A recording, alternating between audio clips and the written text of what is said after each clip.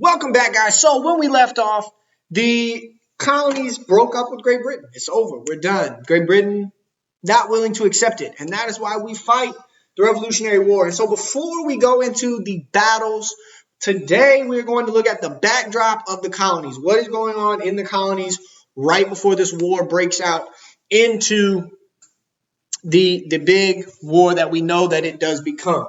And so today's notes are on revolutionaries or the colonial background. Colonial backdrop. We'll call it a backdrop. So what's going on? It's what's going on in the colonies at that time. So the colonial backdrop, we've discussed it. The Second Continental Congress had put together the Second Continental Army. And again, I'll take my notes in different colors. It helps organize my thoughts. You don't have to, but it does help. And so that militia, or the Second Continental Army, or the Continental Army,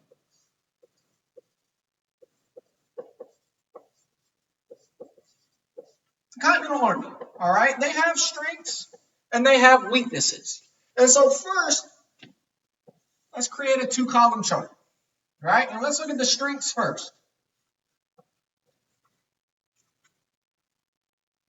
The strengths of the Continental Army. All right, number one, they're fighting at home. They have their home territory. They know the land. They know the land better than the British do.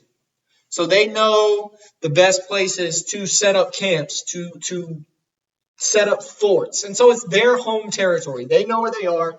The British do not. The second thing is that they are excited. They are excited about the possibility of gaining or earning their independence from Great Britain. And that is an advantage that the British soldiers don't necessarily have. The British soldiers aren't necessarily excited to fight another war. Whereas the colonists are excited for this war. They're the ones that are fighting are excited for this war because it can earn something that they didn't have, and that is freedom from Great Britain. And then the third one is kind of tied to number one, but they are able to hide.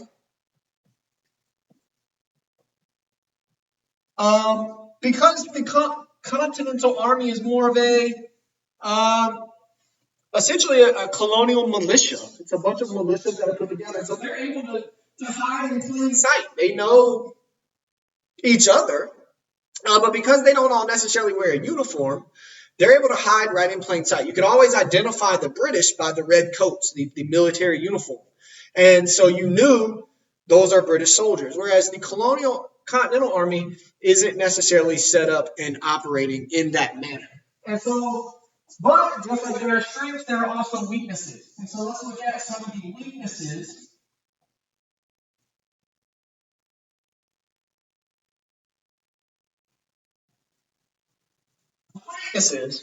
of the Continental Army. One, they're untrained.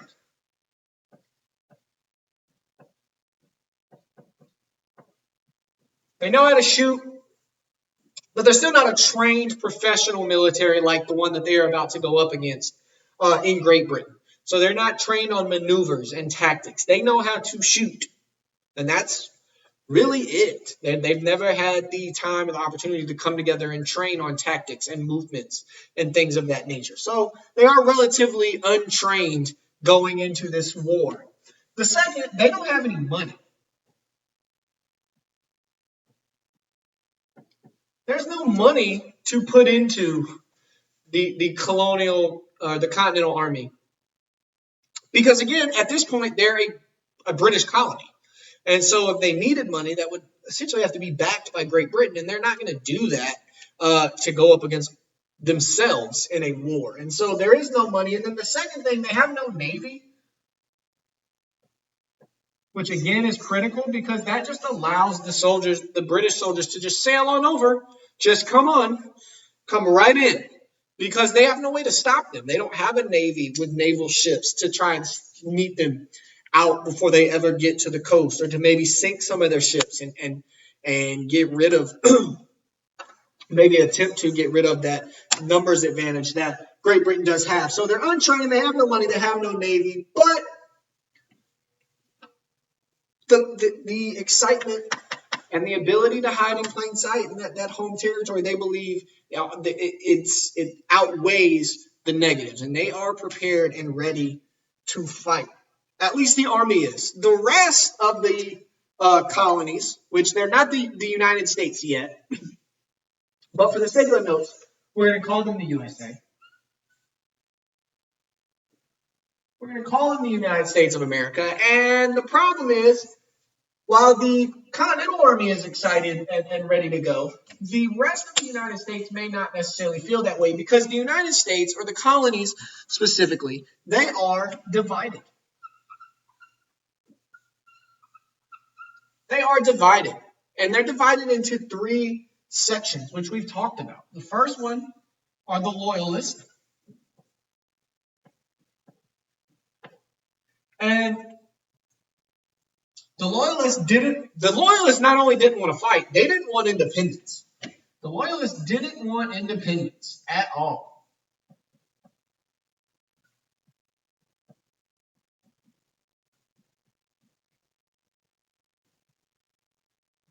They wanted to remain under British control. And this is a threat because the colonies and the Continental Army do have to wonder if, as this war goes along, will the Loyalists take up arms and fight alongside the British soldiers, which gets rid of this able to hide advantage that they do have.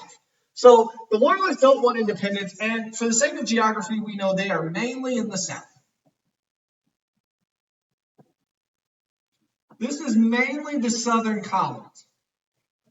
And the reason that this is because all of the conflict that we see in the buildup to the American Revolution takes place in the middle to northern colonies. The southern colonies aren't really having any issue or problems. It's taking place mostly in the middle to northern colonies. And so the opposite of the Loyalists are your patriots.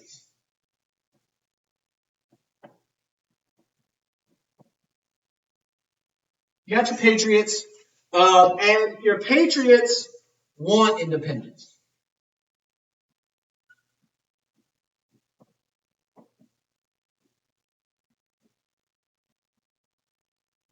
So your patriots do want independence. They do want to fight back.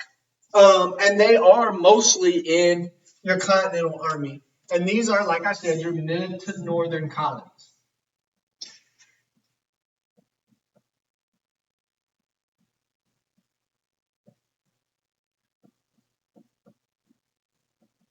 So your middle and northern colonies, again, that's where the most of the conflict is emerging, building up to the revolution. And so the Patriots, middle and northern colonies, that's where these people tend to live, and they want to fight for their independence. And the majority of your patriots are already in the Continental Army, which again comes back to this fear of the Loyalists and will they take up arms and join the British? The British already outnumber them. And so now you have to worry about the advantage that you have is the ability to hide, the patriot ability to hide. Well, if the Loyalists take up arms and fight, they lose that ability because then the Loyalists can do the exact same thing. They can hide in plain sight. Your third group are neutral.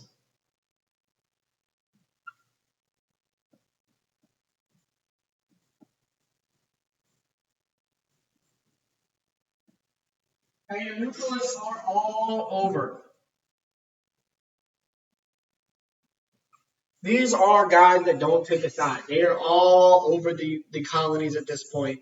They're in various places. They just don't care. They don't care one way or the other.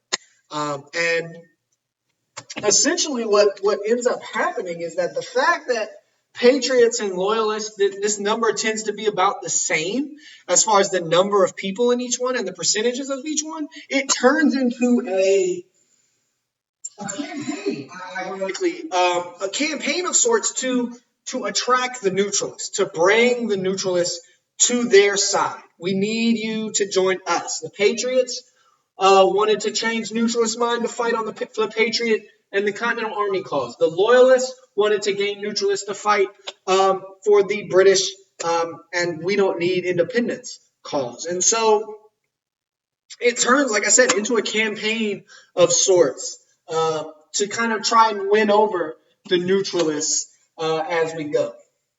And so now we're going to look at, and again, your paper is bigger than mine. I'm going to slide all the way over so that I don't hit this bar.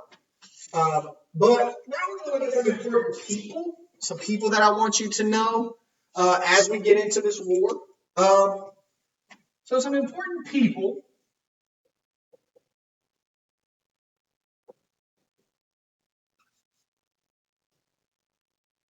And these important people include, number one, the man, the myth, the legend, the one that wore the fancy curly white hair, Mr. George Washington himself.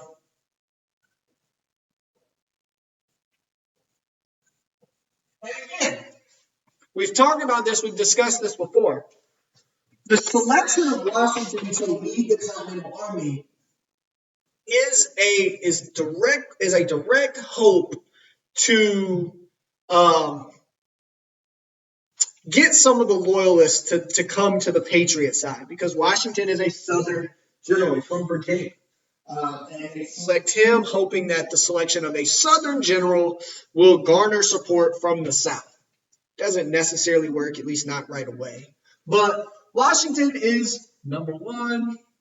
And Washington fought in the French and Indian War.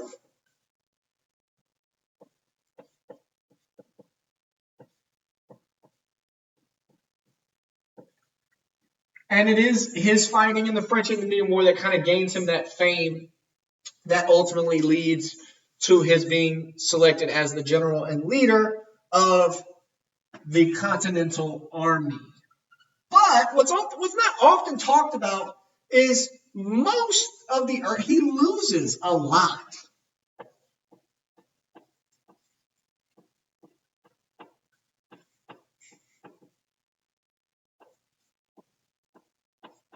Now, we do know, because we don't live in Great Britain, we live in America, that the colonies do ultimately win the Revolutionary War. But Washington doesn't do anything, especially in the beginning of the war, to help the colonial cause. He puts them behind the eight ball and at a disadvantage that they were already in. They were already in a disadvantage. The fact that he loses the majority of these early battles doesn't really help the colonial cause.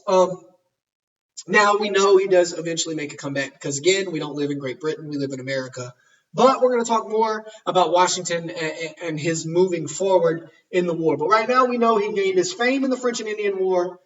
He's selected to try and gain Southern approval, and he loses most of his early battles. The next people we're going to talk about is a group of people that arguably do not get enough credit for their role, and that is women. That's because men write history.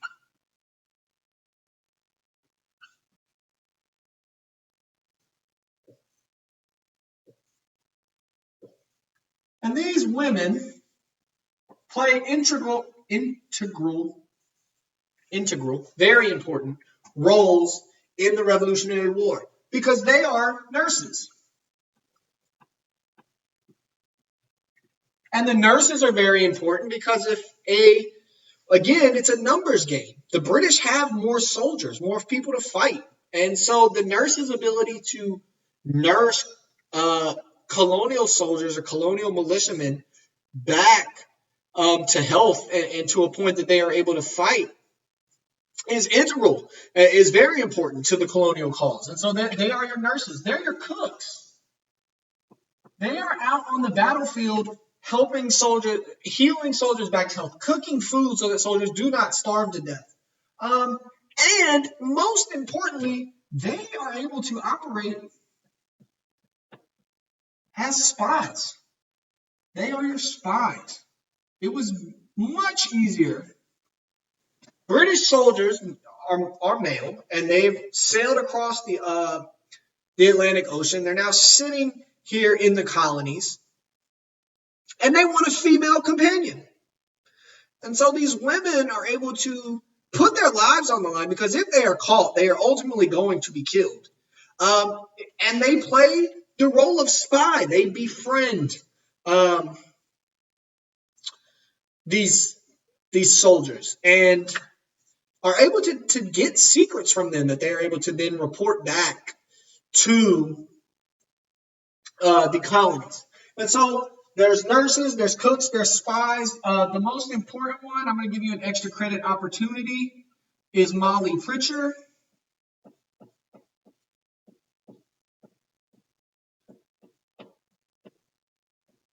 So your extra credit opportunity regarding Molly Pritchard will be posted on Canvas. So Molly Pritchard is arguably one of the more important women who played a major role in the American Revolutionary War. Last one that we're going to look at is Mr. Nathan Hale,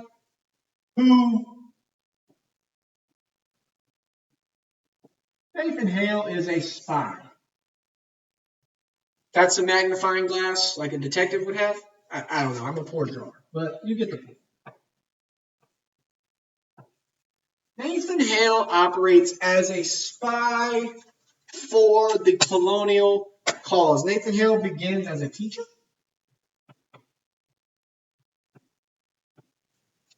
Whoop, whoop. Begins as a teacher, turns into a spy. He is caught and killed. Specifically, he's hanged. So he's caught and hanged upon being caught. But the information he gathers is very, very, very important to the colonial cause and arguably explains why the colonies may have been able to win a war that they weren't supposed to win. But Nathan Hale is also famous for his quote before he dies. I regret, he asked what his regrets were. And he said, I regret that I have but one life to lose for my country.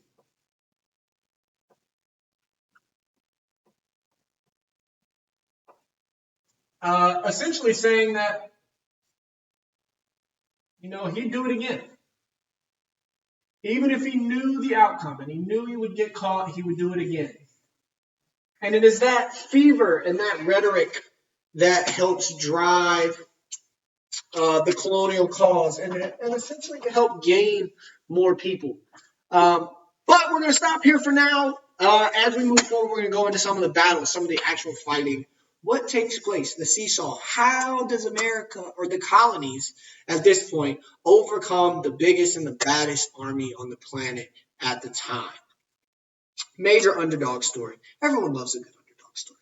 But your assignment is on Canvas for today. If you have any questions, reach out to me. Email, text, Teams, chat, whatever. Reach out to me. Let me know. Call the school. I'm here, as you can tell.